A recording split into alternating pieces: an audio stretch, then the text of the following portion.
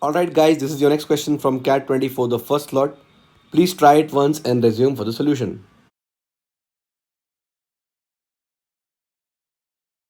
An amount of rupees 10,000 is deposited in a bank A for a certain number of years at simple interest of 5% per annum.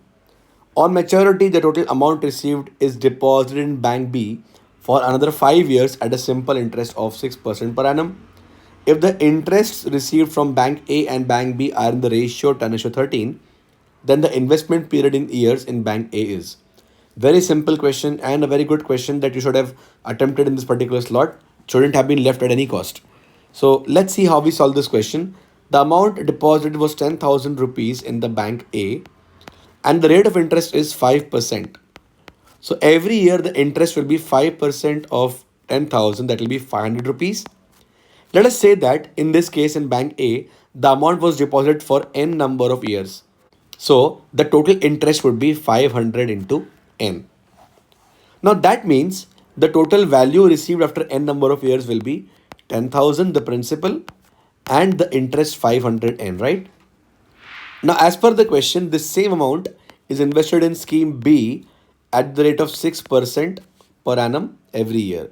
So every year the interest will be 6% of 10,000 plus 500n. So 6% of 10,000 will be 600 rupees plus 6% of 500n will be 30n. Like this, it has been invested for 5 years. So total interest obtained will be 600 plus 30n multiplied by 5. That should be 3000 plus 30n into 5 is 150n. As per the question, the ratio of these two interests, 500n and 3000 plus 150n, this ratio of interest is 10 is to 13. So finally, I will say 500n divided by 3000 plus 150n is 10 by 13. Cancelling out 10 from both sides and then cross multiplying, I will get 650n is equal to 3000 plus 150n, or 500n will be 3000, or n is equal to 6.